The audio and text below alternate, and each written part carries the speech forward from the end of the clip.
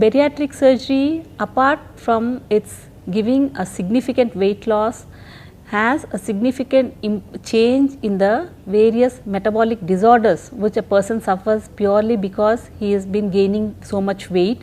So, bariatric surgery gives an improvement in the diabetic status. 70–80% of the diabetes improves, 70–80% of the hypertensive medications come down, and their high cholesterol levels come down. This reduces the incidence of cardiac events or strokes happening. And in people suffering from obstructive sleep apnea, those using CPAP masks can easily go off the CPAP mask once they lose weight, and those suffering from early joint pains because of the weight can be free of their joint pains, and young ladies who are suffering from fertility issues purely because they are obese and they are in the polycystic ovarian syndrome group can have a relief from the polycystic ovarian syndrome and also an improvement in their fertility status.